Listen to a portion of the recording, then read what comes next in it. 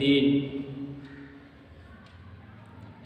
وہ جو دین کو جھٹلاتا ہے وہ ایسا ہے جیسے کہ فذلک الذی یدعو الیتیم، یتیم کو دھکے دیتا ہے۔ یعنی یہ آیت کریمہ کافروں کے لیے ہے اور یہ ان کی طرف اشارہ ہے جنہوں نے دین کو جھٹلایا۔ بعض نے کہا یہ آیت کریمہ عاص بن وائل کی حق میں نازل ہوئی، بعض نے کہا یہ ولید بن مغیرہ منافق کے حق میں نازل ہوئی، اور بعض نے کہا یہ ابو جہل کے حق میں نازل ہوئی، اس لیے کہ ابو جہل ایک یتیم کی پرورش اپنے گھر کرتا، اور یتیم کی پرورش کی اس نے ذمہ داری لی کہ میں یتیم کی پرورش کروں گا، اور اس کے ساتھ ساتھ اس نے جو ہے یتیم نے جب ایک دن اس سے سوال کیا کہ میرا مال ہے مجھے خرچ کے لیے دیا جائے، تو اس نے اس یتیم کے جسم پہ لباس بھی اتار لیا، اور لباس اتارنے کے بعد اس کو دھکے دے کر نکال دیا۔ جب اسے دھکے دے کر نکال دیا تو کفار کے سردار جو تھے، قریش کے سردار، انہوں نے کہا کہ محمد نامی ایک شخص ہے اور وہ مسجد نبی کے اندر ملے گا، اس شخص کے پاس چلے جاؤ، وہ تمہاری فریاد کو ضرور سنے گا۔ وہ یتیم آقا کریم کی بارگاہ میں حاضر ہوا، اور جیسے ہی آقا کریم کی بارگاہ میں حاضر ہوا تو اس نے کہا یا رسول اللہ، ابو جہل نے میرے جسم سے لباس بھی اتار لیا اور مجھے کچھ دیا بھی نہیں بلکہ دھکے مار کے باہر نکال دیا۔ تو آقا کریم نے اتنا سننا تھا، یتیم کے سر پر دستِ شفقت رکھا اور اس کا ہاتھ پکڑا اور ابو جہل کے گھر پہنچ گئے، اور پھر کہا کہ تو نے اس یتیم کا مال کیوں نہیں دیا، بلکہ اس یتیم کا مال تیرے پاس ہے تو اس یتیم کا مال تو واپس کر۔ اتنا سننا تھا کہ ابو جہل نے فوراً مال جو ہے یتیم کا واپس کر دیا،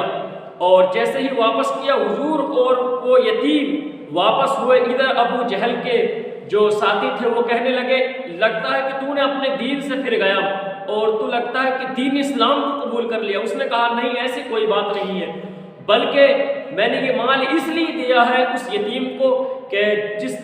جب محمد صلی اللہ علیہ وسلم اس کے ساتھ آئے تو ان کے دائیں طرف ایک نیزہ تھا اور اس کا نشانہ میرے ہی طرف تھا،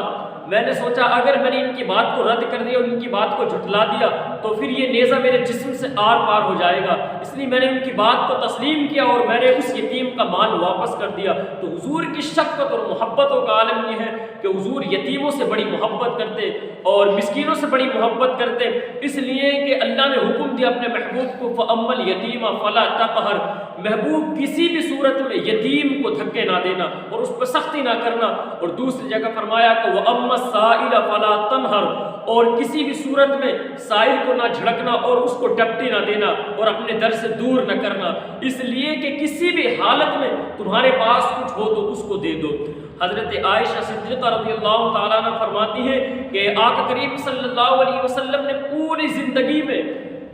63 سالہ زندگی میں کبھی کسی سائل کو نہیں جھڑکا، اور آقا کریم مجھ سے کہتے ہیں عائشہ اگر سائل آ جائے اور گھر کے اندر ایک ہی کھجور ہو تو اس کو دے دو، اور پھر کہا کرتے کہ اے